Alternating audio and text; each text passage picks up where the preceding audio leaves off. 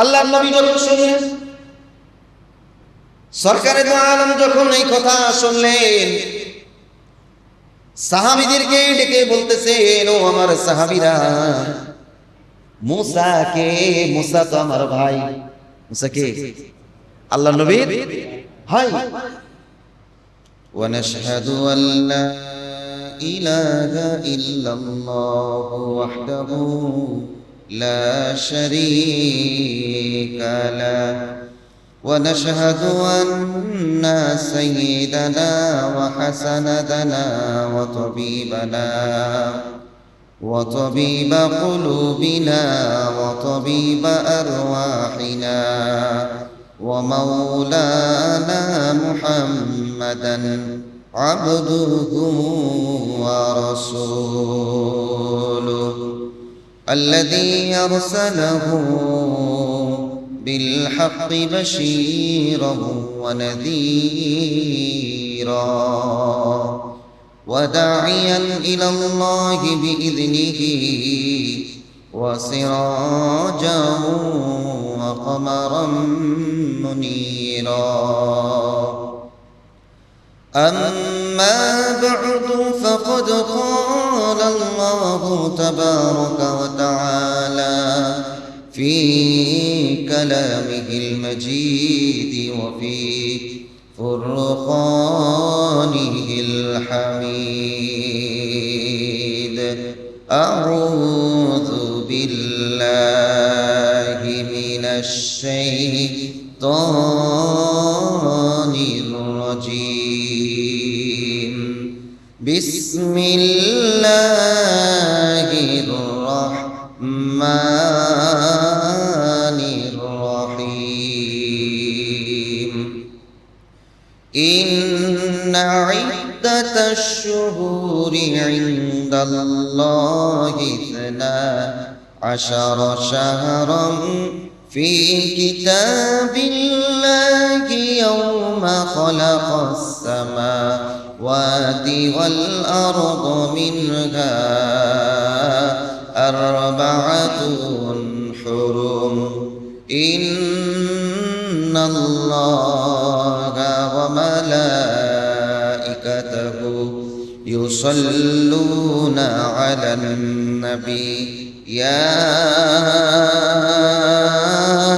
أيها الذين آمنوا صلوا عليه وسلموا تسليما اللهم صل على محمد وعلى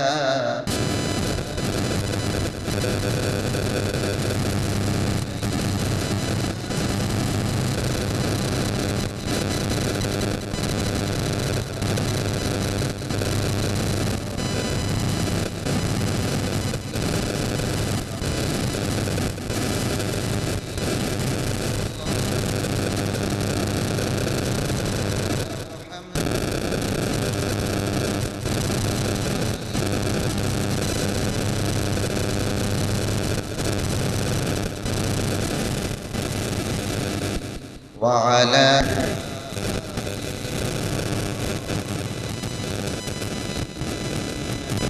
حميد مجيد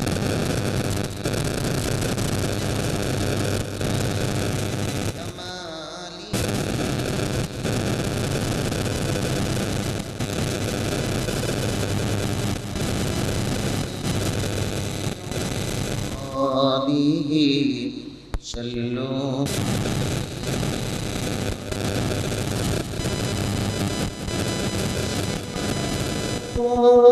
بے خدا جس دل میں حاصل نہیں لاکھوں مومن ہو مگر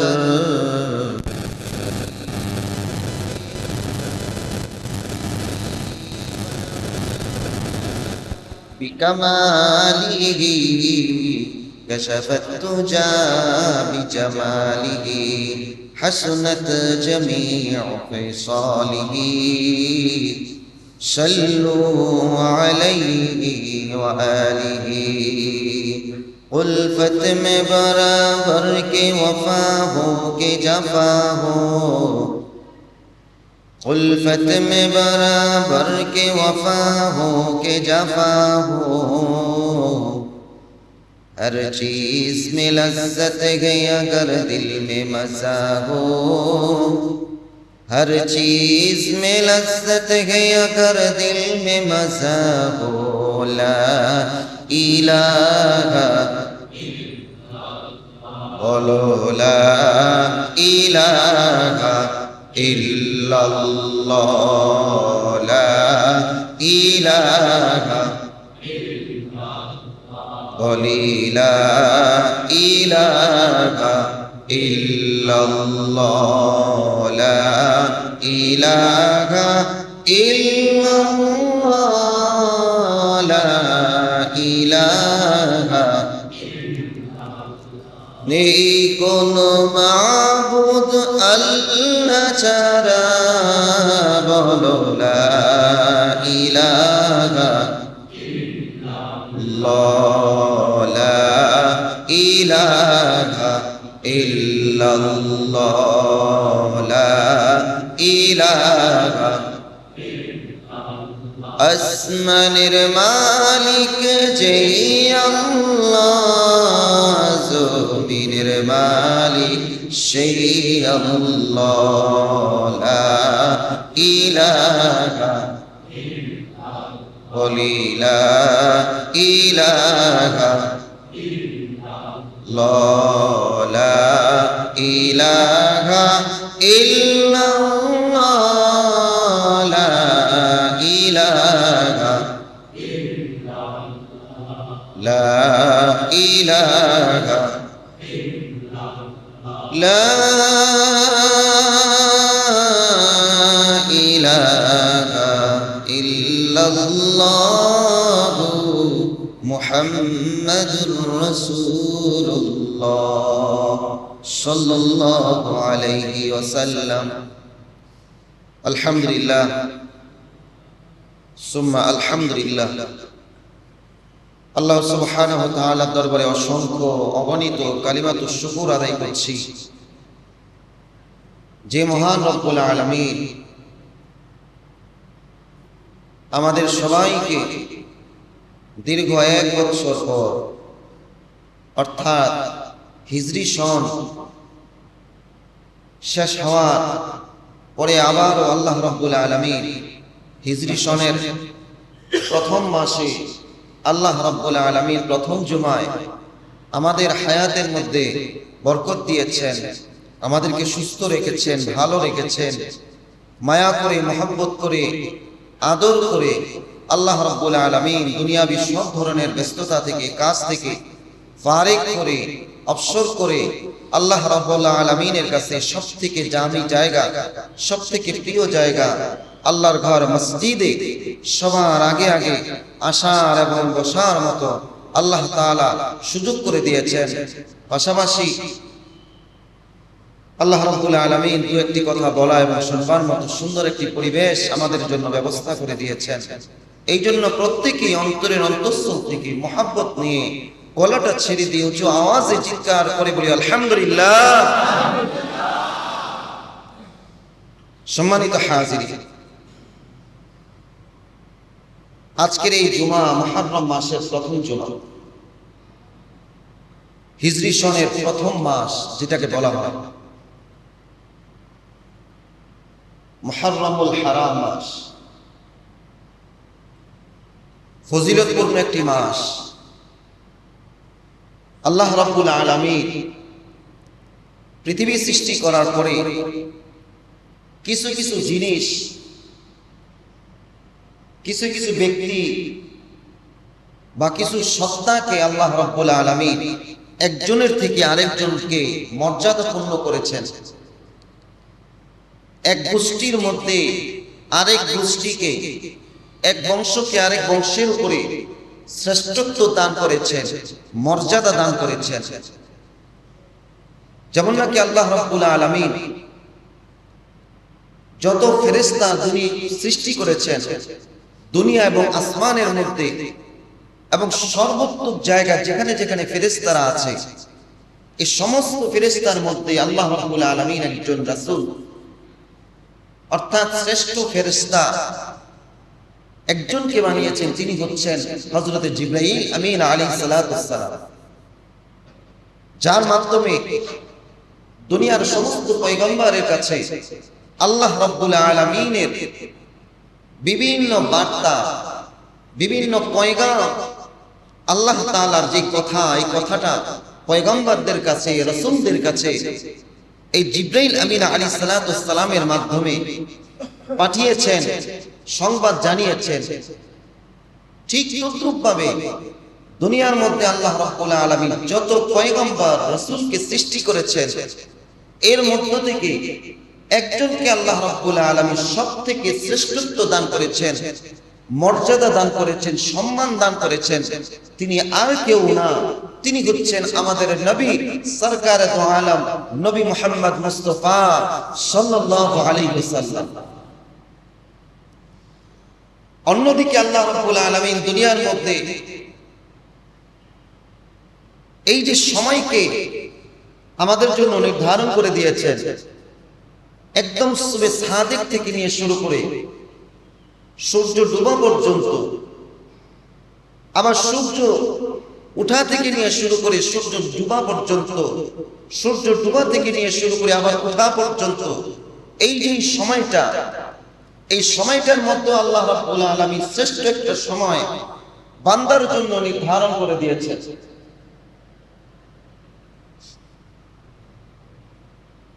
আল্লাহ রাব্বুল আলামিন অসংখ্য গণিত রাত্র রজনী আমাদের জন্য দিয়েছেন। এর মধ্য থেকে শ্রেষ্ঠ একটা রজনী রয়েছে, শ্রেষ্ঠ একটা রাত রয়েছে। সেই রাতটার নাম কি? লাইলাতুল এই লাইলাতুল কদর আল্লাহ রাব্বুল আলামিন যত রাত্র আমাদের জন্য দিয়েছে, সব থেকে শ্রেষ্ঠ একটা রাত্র হচ্ছে লাইলাতুল কদর। খায়রুম মিন আলফি শাহর, হাজার মাস থেকে, হাজার মাসের ইবাদত থেকে এই রাত্রিতে কেউ যদি ইবাদত করে এবং তার ইবাদতটা আল্লাহ তাআলার কাছে পছন্দনীয় হয়ে যায়, তাহলে হাজার মাস ইবাদত করলে যে সওয়াব আল্লাহ রাব্বুল আলামিন ওই এক রাতের ইবাদতের মাধ্যমে তার আমলনামায় হাজার মাসের থেকেও বেশি সওয়াব দান করবে। আমরা জানি সপ্তাহ 7 দিন মিলে একটা সপ্তাহ হয়। এই সপ্তাহের মধ্যে দিন সমূহের মধ্যে সবথেকে শ্রেষ্ঠ দিন হচ্ছে জুমার দিন। দিন সমূহের মধ্যে শ্রেষ্ঠ দিন আল্লাহ তাআলা দান করেছেন জুমার দিনকে। রাত সমূহের মধ্যে শ্রেষ্ঠ রাত দান করেছেন লাইলাতুল কদরকে। ঠিক তদ্রূপভাবে আল্লাহ রাব্বুল আলামিন মাস সমূহের মধ্যেও কিছু কিছু মাসকে আল্লাহ রাব্বুল আলামিন শ্রেষ্ঠত্ব দান করেছেন। ইবাদতের হিসাবে, ফজিলতের হিসেবে সবথেকে শ্রেষ্ঠ মাস, সবথেকে দামি মাস হচ্ছে রমজানুল মুবারক, যেখানে একটা নফল করলে আল্লাহ রাব্বুল আলামিন আমলনামার মধ্যে একটা ফরজ আদায় করলে যে সওয়াব, সেই সওয়াব বান্দার আমলনামার মধ্যে দিয়ে দেন। শুধু তাই নয়, কেউ যদি একটা ফরজিয়াত আদায় করে আল্লাহ রাব্বুল আলামিন 70টা ফরজ আদায় করলে যে সওয়াব, সেই সওয়াব বান্দার আমলনামার মধ্যে অটোমেটিক্যালি দিয়ে দেন। সুবহানাল্লাহ।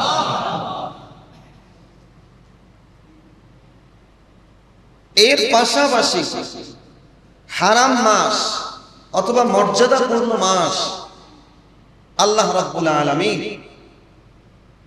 12টি মাসের মধ্যে 4টা মাসকে সম্মানিত করেছেন, মর্যাদা দিয়েছেন, শ্রেষ্ঠত্ব দিয়েছেন। কবে থেকে দিয়েছেন? খুব খেয়াল করে শুনবেন, কথার মধ্যে অনেক গভীরতা রয়েছে। আল্লাহ রাব্বুল আলামিন যখন আসমান জমিনকে সৃষ্টি করেছেন, পৃথিবীর শুরু লগ্ন থেকে নিয়ে যখন কোনো মানুষকে সৃষ্টি করেন নাই, আল্লাহ রাব্বুল আলামিন এই পৃথিবীর জন্য 12টি মাসকে আল্লাহ রাব্বুল আলামিন নির্ধারণ করে দিয়েছেন। এই জন্য আল্লাহ রাব্বুল আলামিন কোরআনের মধ্যে বলেন, ইন্না ইদ্দাতাশ শুহুরি ইনদাল্লাহি 12 শাহরান ফি কিতাবিল্লাহি ইয়াওমা খালাকাস সামাওয়াতি ওয়াল আরদা মিনহা আরবাআতুন হুরুম। আল্লাহ রাব্বুল আলামিন যখন আসমান জমিন সৃষ্টি করেছেন, যখন এই পৃথিবীকে আল্লাহ রাব্বুল আলামিন সৃষ্টি করলেন, কোন মানুষকে এখন পর্যন্ত দুনিয়ার মধ্যে পাঠান নাই, কোন পয়গম্বরকে পাঠান নাই, কোন মানুষকে আল্লাহ রাব্বুল আলামিন দুনিয়ার মধ্যে পাঠান নাই। আল্লাহ রাব্বুল আলামিন বলেন, ইন্না ইদ্দাতাশ শুহুরি ইনদাল্লাহি 12। আল্লাহ রাব্বুল আলামিন বলতেছেন, মাস সমূহের গণনা আমি আল্লাহ রাব্বুল আলামিন 12টি মাস হিসেবে গণনা করেছি, পৃথিবীর শৃঙ্খলা বজায় রাখার জন্য, পৃথিবীর সৌন্দর্যকে ধরে রাখার জন্য, মানব যেন কাজকর্মকে শৃঙ্খলার সহিত আদায় করতে পারে, সুন্দরভাবে যেন মানুষ একটা কাজকে পরিচালনা করতে পারে।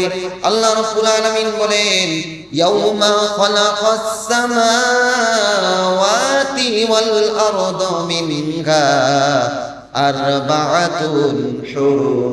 এই 12টি মাসের মধ্যে আল্লাহ রাব্বুল আলামিন 4টা মাস, মিনহা আরবাআতুন হুরুম, 4টা মাসকে অধিক সম্মান দান করেছেন। 4টা মাস, সেই 4টা মাস কি?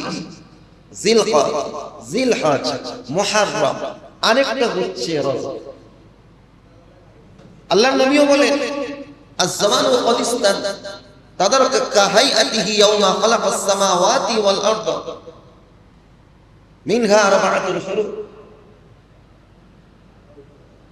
এই যে আল্লাহ রাব্বুল আলামিন পৃথিবীকে সৃষ্টি করলেন, আসমান জমিন যখন সৃষ্টি করেছেন, তখনই আল্লাহ রাব্বুল আলামিন 12টি মাসকে নির্ধারণ করে দিয়েছেন যে দুনিয়া যেন শৃঙ্খলা বজায় থাকে, সময়টা যেন মানুষ যেন সময় মতো একটা কাজ করতে পারে, একটা হিসাব রাখতে পারে, মানুষ যেন তাদের কাজটাকে এক জায়গা থেকে আরেক জায়গায় নেওয়ার ক্ষেত্রে, নির্ধারণ করার ক্ষেত্রে যেন তার জন্য সহজ হয়, সুলভ হয়। এই জন্য আল্লাহ রাব্বুল আলামিন 12টি মাসকে নির্ধারণ করে এর মধ্য থেকে 4টা মাসকে অধিক সম্মানিত করেছেন। এই অধিক সম্মানিত মাসগুলোর মধ্য থেকে 3টা মাস সালাসুন মুতাওয়ালিয়াত, আল্লাহর নবী বলেন ধারাবাহিক 3টা মাস, সালাসুন মুতাওয়ালিয়াত, জিলকদ, জিলহজ, মুহররম। এই যে ধারাবাহিক 3টা মাস রেখেছেন, 2টা মাস চলে গেছে, আরেকটা মাস শুরু হয়েছে, সেটা হচ্ছে মুহররমুল হারাম, এই হারাম মাস। আরেকটা হচ্ছে রজব মাস, আরেকটা কি মাস? আরেকটা কি মাস? রজব মাস। এই 4টা মাস দেখেন, ইসলাম যখন আসে নাই তখন কিন্তু আল্লাহ রাব্বুল আলামিন 12টা মাস নির্ধারণ করেছে। এই 12টা মাসের মধ্যে 4টা মাস অধিক সম্মানিত, অধিক শ্রেষ্ঠত্ব। ইসলাম আসার পূর্বেও এই 4টা মাস সম্মানিত ছিল। যারা অমুসলিম ছিল তারাও এই 4টা মাসকে সম্মান দিয়েছে। এই 4 মাস যখন আসতো, তারা যত ধরনের ঝগড়া ফাসাদ, যুদ্ধ কলহ, সব ধরনের শত্রুতা এই 4 মাসে তারা ভুলে থাকতেন। যদি তার পিতার খুনিকেও সামনে দেখতো, তাকেও তার উপরে তারা আক্রমণ করতো না, এই 4টা মাসের সম্মানের কারণে, এই 4 মাসের মহত্বের কারণে ইসলাম আসার আগ থেকেই কোনো যুদ্ধ, কোনো বিবাদের মধ্যে তারা লিপ্ত হতো না। তারা নিজেদেরকে কন্ট্রোল করে রাখত, তারা নিজেদেরকে সংযুক্ত করে রাখত। তারা বলতো যে না, যুদ্ধ ঝগড়া ফাসাদ যা কিছু আছে এই 4 মাসের পরে গিয়ে হবে, অথবা 4 মাস আসার আগে হবে। এই 4 মাসে এগুলো করা যাবে না। ইসলাম আসার আগ থেকেই তারা এই 4 মাসকে সম্মান দান করেছে।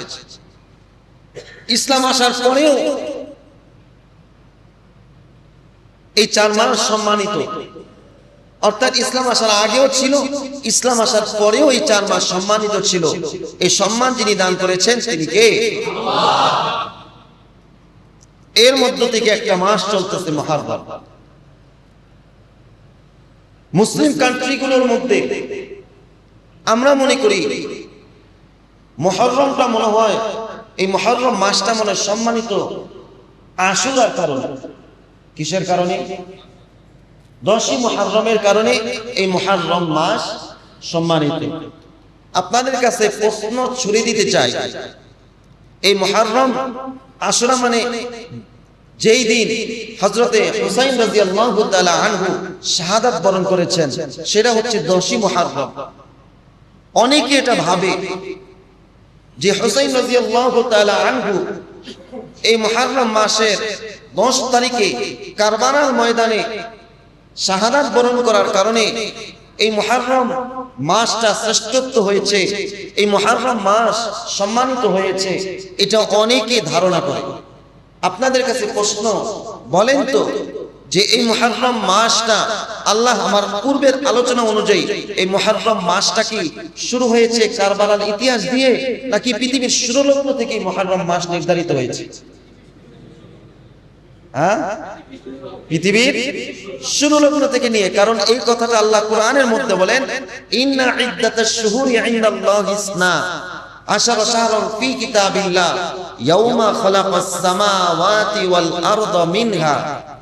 যেই দিন আল্লাহ তাআলা আসমানকে বানাইলেন, জমিনকে বানাইলেন, সেই দিনই আল্লাহ রাব্বুল আলামিন 12টি মাস নির্ধারণ করলেন। পাশাপাশি 4টা মাসকে আল্লাহ তাআলা সম্মান দান করলেন। এই যে আল্লাহ রাব্বুল আলামিন যে কোরআনের মধ্যে বললেন, যেই দিন আমি আসমান জমিন বানিয়েছি সেই দিনই আমি 12 মাস নির্ধারণ করেছি এবং এর মধ্যে থেকে 4টা মাস সম্মানিত করেছি।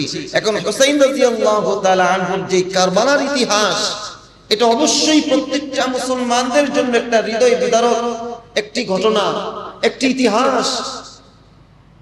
এই মুহররম মাস আসলে আমাদের সেটা স্মরণ হয়। সব ঠিক আছে, কিন্তু কারবালার ইতিহাসটা কি আসমান জমিন সৃষ্টি করার আগে হয়েছিল, নাকি আসমান জমিন সৃষ্টি করার বহু বছর পরে গিয়ে সমস্ত নবীদের যখন চ্যাপ্টার শেষ হয়ে গেল, তাদের সিলসিলা শেষ হয়ে গেল, শেষ হওয়ার পরে গিয়ে আল্লাহ রাসূলের নাতি তখন গিয়ে কারবালার ইতিহাস কি হয়েছে দুনিয়ার মধ্যে এটা লিখিত হয়েছে? কবে হয়েছে? আসমান জমিন সৃষ্টি করার আগে কারবালা হয়েছে, নাকি আসমান জমিন সৃষ্টি হওয়ার বহু বছর পরে গিয়ে, হাজার বছর পরে গিয়ে এই কারবালার ইতিহাস সৃষ্টি হয়েছে? কবে? বহু বছর। কেমনে বললাম? কারণ আল্লাহ তাআলা বলেন কি, আমি যেই দিন আসমান বানিয়েছি, যেই দিন জমিন বানিয়েছি, সেই দিন 12 মাস নির্ধারণ করেছি এবং এই 12 মাসের মধ্যে 4 মাস কি করেছি? সম্মানিত করেছি। তাহলে বোঝা গেল এই যে মুহররম মাস, এই মাসটা কারবালার ইতিহাস সংগঠিত হওয়ার বহু আগ থেকেই সম্মানিত, শ্রেষ্ঠত্ব। কারবালার ইতিহাস এই মাসে এই 10ই মুহররম হওয়ার কারণে মুহররম মাস কি হয় নাই? সম্মানিত। কথাটা বুঝতে পারছেন আপনারা?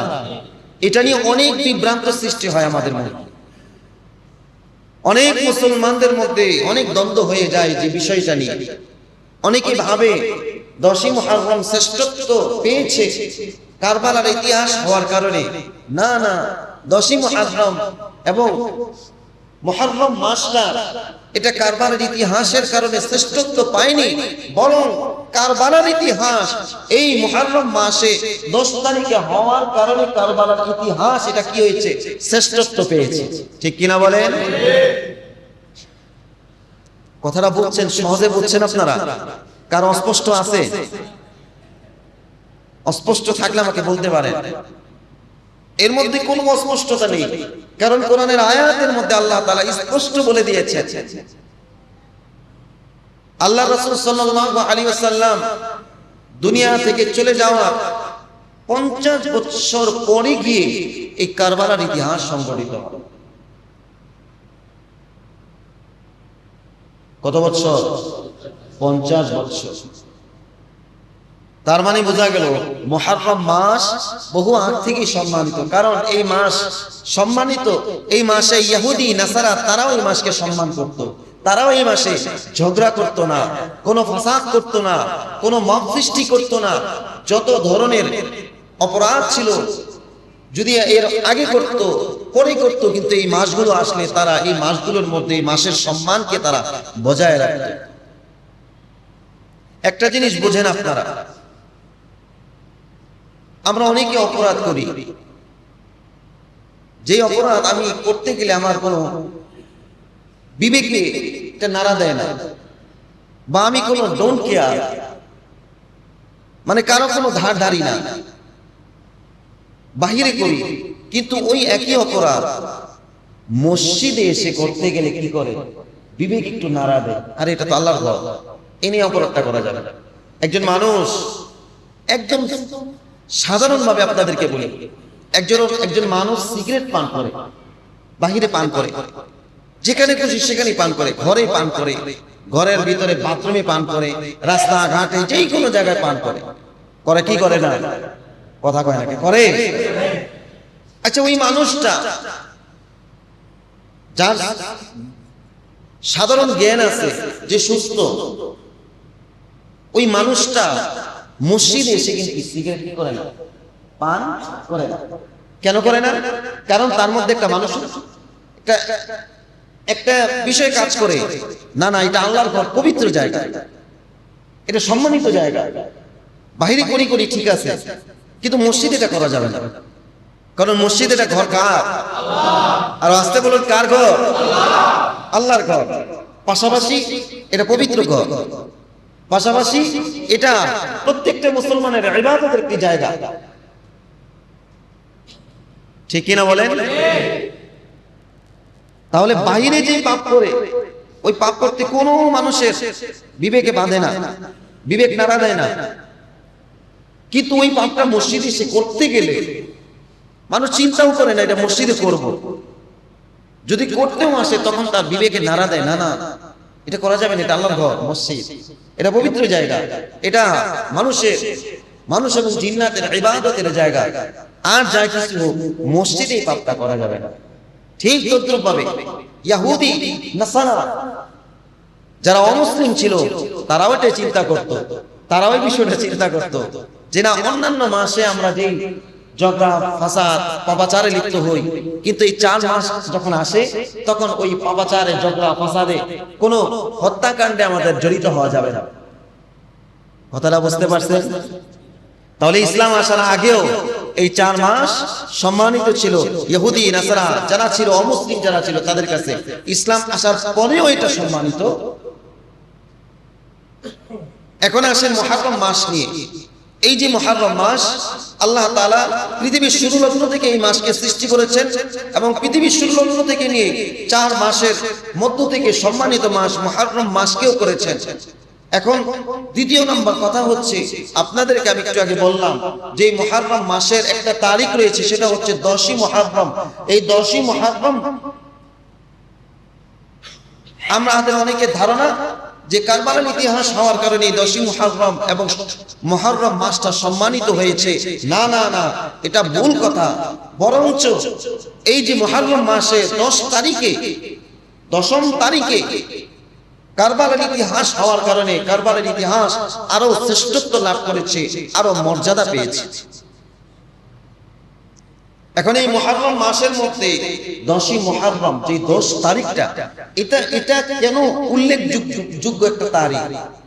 10ই মুহররম আশুরা, মানে আশুরা হচ্ছে মুহররম মাসের 10তম তারিখ, 10ম দিন যেটাকে বলা হয়। আশুরা হচ্ছে একটা আরবি শব্দ, আশুর থেকে আশুরা, অর্থাৎ 10ম তারিখ, 10ম দিন। এই দিনের শ্রেষ্ঠত্ব কেন? এই দিনের শ্রেষ্ঠত্ব হচ্ছে আল্লাহর নবী সাল্লাল্লাহু আলাইহি ওয়াসাল্লাম হযরত আব্দুল্লাহ ইবনে আব্বাস থেকে, তখন সাহাবায়ে কেরামদেরকে আল্লাহর নবী জিজ্ঞাসা করলেন, ও আমার সাহাবীরা, দেখলাম যে ইহুদিরা এই দিনে তারা রোজা রাখে, কারণটা কি? তখন তারা কারণ হিসেবে বলতেছে, এই দিন আমরা রোজা রাখি কারণ হচ্ছে এই দিনে, এই 10 তারিখে, মুহররম মাসের 10 তারিখে আল্লাহ রাব্বুল আলামিন হযরতে মূসা নবীনা আলাইহিস সালাতু ওয়াস সালামকে ফিরাউনের অত্যাচার থেকে, ফিরাউনের হিংস্র থাবা থেকে, ফিরাউনের জুলুম থেকে আল্লাহ রাব্বুল আলামিন মূসা আলাইহিস সালাতু ওয়াস সালাম এবং তার সাথী সঙ্গীদেরকে বাঁচিয়েছেন এবং ফিরাউনকে এই দিনে নীল নদের মধ্যে চুবিয়ে চুবিয়ে অপমানিত করে, লাঞ্ছিত করে ডুবিয়ে মেরেছেন, যার কারণে মূসা আলাইহিস সালাতু ওয়াস সালাম শুকরিয়া করার জন্য এই দিনে রোজা রাখতেন। তার অনুসরণ করার জন্য আমরাও এই দিনে রোজা রাখি। সুবহানাল্লাহ। কারা রোজা রাখে? কারা? ইহুদিরা। কারা? ইহুদিরা। আল্লাহর নবী যখন শুনলেন, সরকারে দু আলম যখন এই কথা শুনলেন, সাহাবীদেরকে ডেকে বলতেছেন, ও আমার সাহাবীরা, মূসাকে, মূসা তো আমার ভাই। মূসা কে? আল্লাহর নবীর ভাই। নবীদের সাথে একজন আরেকজনের সাথে একটা ভ্রাতৃত্বের সম্পর্ক ছিল, এটা ভাই ভাই সম্পর্ক ছিল। এটা মেরাজের হাদিস থেকে বোঝা যায়। আল্লাহর নবীকে যখন নিয়ে জিবরাইল আলাইহিস সালাম প্রথম আসমানে উঠলেন, উঠার পরে প্রথম আসমানে যখন দরওয়াজার সামনে গিয়ে কড়া নাড়াইলেন, আওয়াজ দিলেন, কলিং বেলে টিপ দিলেন, ভিতর থেকে ফেরেশতারা জিবরাইল আলাইহিস সালামকে বললেন, ও জিবরাইল, আসমানে ঢুকতে চাইতেছো, প্রথম আসমান খোলার জন্য বলতেছো, তোমার সাথে যাকে নিয়ে আসছো তিনি কে? তোমার সাথে যারে নিয়ে আসছো তিনি কে? জিবরাইল আলাইহিস সালাম তখন বলতেছে, আমার সাথে যাকে নিয়ে আসছি তিনি হচ্ছেন সরকারে দু আলম, যাকে আল্লাহ রাব্বুল আলামিন সমস্ত নবীদের উপরে শ্রেষ্ঠত্ব দান করেছেন। শুধু তাই নয়, যাকে সমস্ত মানুষের উপরে আল্লাহ রাব্বুল আলামিন শ্রেষ্ঠত্ব দান করেছেন, যার মাধ্যমে নবীদের সিলসিলাকে আল্লাহ তাআলা খতম করেছেন, শেষ করেছেন। তার মানে তারপরে আর কোন নবী আসবে না, তিনি হচ্ছেন সর্বকালের সর্বশ্রেষ্ঠ মানব এবং সর্বশ্রেষ্ঠ নবী। তিনি হচ্ছেন খাতামুন নবিয়্যিন, নবী মুহাম্মদ মুস্তাফা আহমদ মুস্তাফা সাল্লাল্লাহু আলাইহি ওয়াসাল্লাম। আচ্ছা, আসমানের দরওয়াজা সব লাগানো, দরজার মধ্যে যখন খটখট খটখট করলেন জিবরাইল আলাইহিস সালাম, দরজার ওপাশ থেকে ফেরেশতারা বললেন যে তুমি আসলা, তোমার সাথে যিনি আসলো। তার মানে তারা দরওয়াজা বন্ধ, সবকিছু বন্ধ, কিন্তু তারা কিভাবে বুঝলেন যে জিবরাইল আলাইহিস সালামের সাথে আরেকজন আসছে? তার মানে বোঝা গেল, আমরা যে বর্তমানে বিভিন্ন ধরনের সিসি ক্যামেরা দিয়ে দরওয়াজা বন্ধ, গেট বন্ধ, সবকিছু বন্ধ, আমরা ঘরে বসে থেকে, আমেরিকায় বসে থেকে বা বাংলাদেশে বসে থেকে আমেরিকার খোঁজ খবর লাইভ দেখতে পারি, সেটা কিসের মাধ্যমে? সিসি ক্যামেরার মাধ্যমে। এই সিসি ক্যামেরা মাধ্যমে আমরা বিভিন্ন অদৃশ্য জিনিস আমাদের সামনে লাইভ চলে আসছে। মানুষ নড়তেছে, চড়তেছে, মানুষ কি করতেছে, আমার ঘরটার কি অবস্থা, আমার অফিসের কি অবস্থা, সব কিছু আমরা লাইভ দেখতেছি। এই লাইভ এখান থেকে না, বরং ওইখান থেকে এই লাইভ শুরু হয়েছে, এই সিসি ক্যামেরা। সেখান থেকে আল্লাহ রাব্বুল আলামিন হাজার হাজার বছর আগেই আসমানের মধ্যে সিসি ক্যামেরাকে লাগিয়ে দিয়েছেন। সুবহানাল্লাহ। ওই সিসি ক্যামেরার মাধ্যমে ফেরেশতারা ওপাশ থেকে বলতেছে, জিবরাইল তোমার সাথে ইনি কে? কারণ তারা সিসি ক্যামেরার মাধ্যমে দেখছে জিব্রাইল একা না, জিব্রাইলের সাথে আরেকজন আছে, তিনি হচ্ছেন রাহমাতাল লিল আলামিন নবী মুহাম্মদ মুস্তাফা সাল্লাল্লাহু আলাইহি ওয়াসাল্লাম। আল্লাহর নবীকে তখন জিব্রাইলকে জিজ্ঞাসা করলেন, ও ভাই জিব্রাইল, নবী কি নিজের উদ্যোগে এসেছেন নাকি তাকে ডাকানো হয়েছে, তাকে দাওয়াত করা হয়েছে? জিব্রাইল আলাইহিস সালাতু ওয়াস সালাম বললেন, নবী নিজের ইচ্ছায় আসেন নাই, বরং মহান রব্বুল আলামিন তারে মেহমান বানিয়ে আমাকে পাঠিয়েছেন আল্লাহ তাআলার কাছে তাকে নিয়ে যাওয়ার জন্য। আল্লাহর নবী ওই হাদিসের মধ্যে, মেরাজের হাদিসের মধ্যে এক এক আসমানে উঠেছেন, এক এক নবীদের সাথে দেখা হয়েছে। সমস্ত নবীদের যখন এই বর্ণনা সাহাবায়ে কেরামদেরকে দিচ্ছেন, সমস্ত নবীদেরকে যখন সম্বোধন করেছেন, তখন সম্বোধন করেছেন আমার ভাই মূসা, আমার ভাই উমুক, আমার ভাই উমুক, সবাইকে ভাই বলে সম্বোধন করেছে। সির্ফ দুইজন নবী ব্যতীত দুইজন নবীর ব্যাপারে বলেছেন আমার পিতা ইব্রাহিম আলাইহিস সালাম, আমার পিতা আদম আলাইহিস সালাতু ওয়াস সালাম। সুবহানাল্লাহ বলবেন না? সমস্ত নবীরা নবীদেরকে ভাই বলে সম্বোধন করেছেন, শুধু সির্ফ দুইজন ফেরেশতাকে পিতা বলে সম্বোধন করেছেন। সেই দুই নবী হচ্ছে হযরত ইব্রাহিম আলাইহিস সালাতু ওয়াস সালাম, আরেকজন হচ্ছে আমাদের আদি পিতা হযরতে বাবা আদম আলাইহিস সালাতু ওয়াস সালাম। এই দুইজনকে পিতা বলেছেন, বাবা বলেছেন, আর সবাইকে ভাই বলেছেন। ওই যে চলেন এখন, ওই যে আল্লাহর নবী যে মক্কা থেকে মদিনায় আসলেন, যখন দেখলেন ইহুদিরা রোজা রাখতেছে 10ই মুহররম, তখন তাদেরকে জিজ্ঞাসা করা হলে তারা বলতেছে যে এই দিনে যেহেতু হযরত মূসা আলাইহিস সালাতু ওয়াস সালামকে আল্লাহ তাআলা ফেরাউনের কবল থেকে, জুলুম থেকে, নির্যাতন থেকে এই দিনে মুক্তি দিয়েছিলেন, ফেরাউনকে নীল নদের মধ্যে চুবিয়ে চুবিয়ে অপমানিত করে, লাঞ্ছিত করে ডুবিয়ে মেরেছিলেন, এই শুকরিয়া করণার্থে মূসা এবং তার সঙ্গীরা এই দিনে রোজা রাখছে, তাদের অনুসরণ করণার্থে আমরাও রোজা রাখি। তখন আল্লাহর নবী বললেন, সরকারে দো আলম বললেন, তারা যেহেতু আমার ভাই মূসা আলাইহিস সালাতু ওয়াস সালামের অনুসরণ অনুকরণ করণার্থে রোজা রাখে, তাই আমি তো আরো বেশি হকদার, তাদের থেকে বেশি আমার ভাইয়ের বেশি হকদার। আমার ভাই মূসা যেহেতু রোজা রাখছে, আমিও এই আশুরার দিনে আমিও রোজা রাখবো। ও আমার সাহাবীরা, তোমরাও এই আশুরার 10ই মুহররম আসলে তোমরাও আমার সাথে রোজা রাখো। সুবহানাল্লাহ। কিন্তু এর মধ্যে আরেকটা পেশ লেগে গেছে। সাহাবীরা তারা তো চতুর ছিলেন, খুব বিচক্ষণ ছিলেন, তারা সর্বক্ষেত্রে তারা খুব বিচক্ষণ ছিলেন। যেই কোনো বিষয় কোনো যদি কোনো খটকা লাগতো, সাথে সাথে দেরি করতো না, তারা আল্লাহ রাসূলকে জিজ্ঞাসা করতেন, সাথে সাথে জিজ্ঞাসা করতেন। আমাদের মতো না, আমরা যেমন কোনো বিষয় খটকা লাগলে কি করি, সমালোচনা শুরু করে দিই। কোন একটা বিষয় খটকা লাগছে, বাস সমালোচনা শুরু করে দিই, এরা ডাক দিয়ে এটা বলি, এরা ডাক দিয়ে এটা বলি, মনে করেন একটা বাজার বসায় দিই। কিন্তু যার ব্যাপারে যেই ঘটনাটা ঘটছে, আরে ভাই তারে আগে জিজ্ঞাসা করেন, তার সাথে সরাসরি কথা বলেন। আপনি যে সমালোচনাটা করতেছেন, যদি বিষয়টা যদি ভিন্ন হয়, তাহলে তো আপনি গুনাহগার হইলেন, তার জিন্দেগীর গুনাহ আপনার আমলনামার মধ্যে অটোমেটিকলি ট্রান্সফার করে নিলেন। কি আমাদের মধ্যে অভ্যাস আছে না নাই? কোন একটা বিষয় খটকা লাগছে, লাগতে পারে, স্বাভাবিক, সন্দেহ লাগতে পারে, বিষয়টা আমার কাছে ঘোলাটে মনে হইতে পারে, তো যার ব্যাপারে ঘোলাটে লাগছে, যদি এটা নিয়ে আমার মাথা ঘামানো দরকার হয়, যদি না হয় তা তো শেষ। খটকা লাগছে, আমি বসে দিচ্ছি, বাস, কোনো কথা নাই, নিজেরও কোনো সমালোচনা নাই, কথা নাই, আরেকজনের সাথে আলাপ করার কোনো দরকার নেই।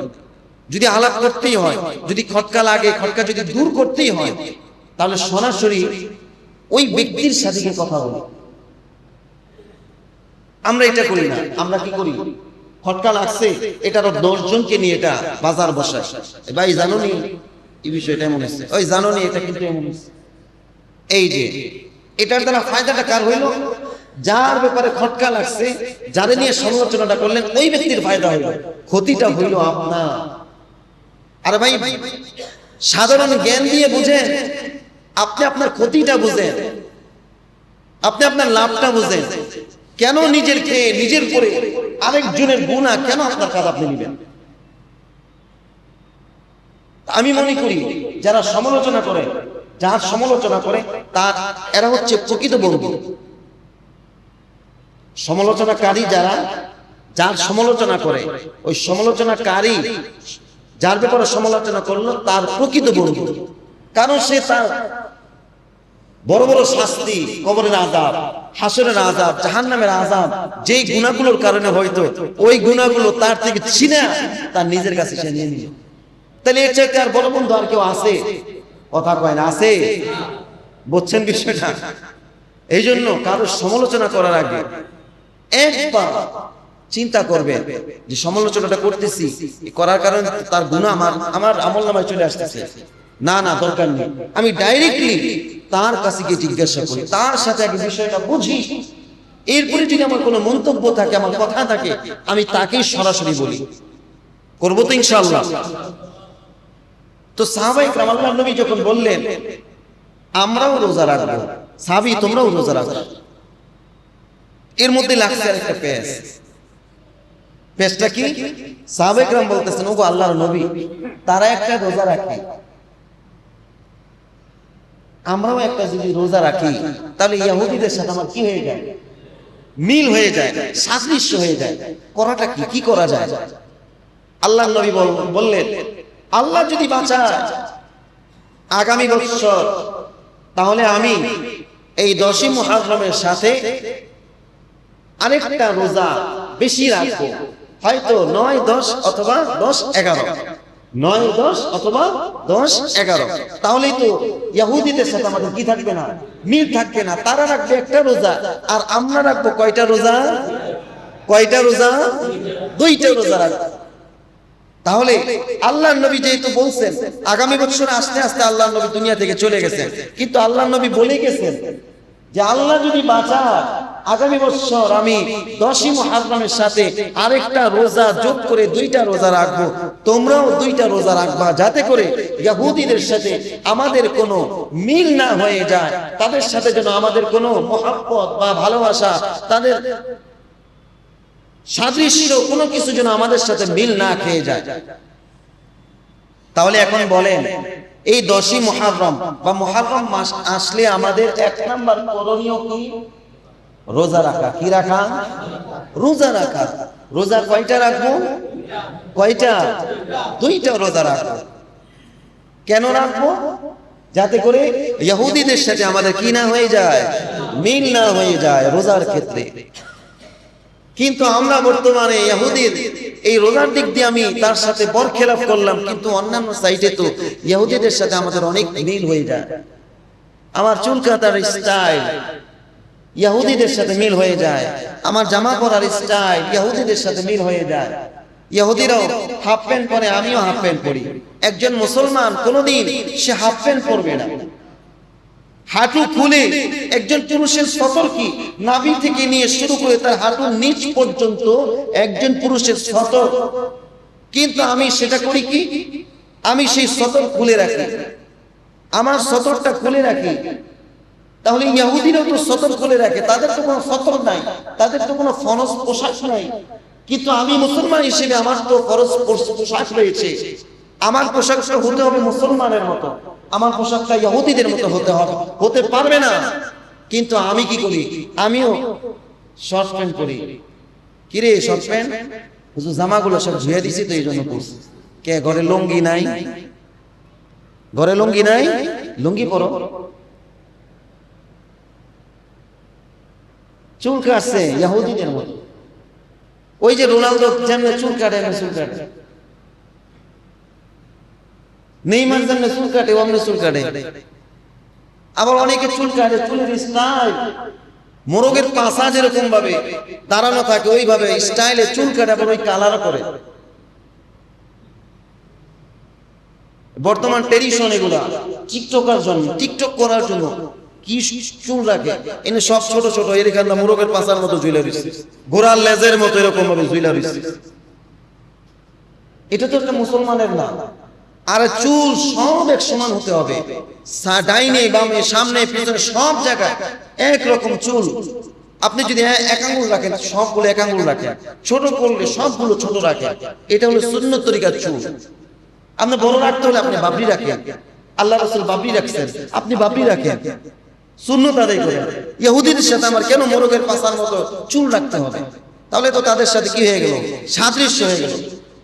আমি গত জুমায় একটা হাদিস বলেছিলাম, মান তাশাব্বাহা বিকওমিন ফাহুয়া মিন, যে যার সাথে সাদৃশ্য রাখে আস্তে আস্তে ওই সাদৃশ্যপূর্ণ ব্যক্তির আচার আচরণ কথাবার্তা স্বভাব সবকিছু তার মধ্যে আস্তে আস্তে ট্রান্সফার হতে থাকে। আমি যদি ইহুদিদের সাথে সাদৃশ্য রাখি, আমার মতো ইহুদিদের কালচার, ইহুদিদের স্বভাব সবকিছু আমার মধ্যে আস্তে আস্তে ট্রান্সফার হতে থাকে। নাউজুবিল্লাহ বলেন।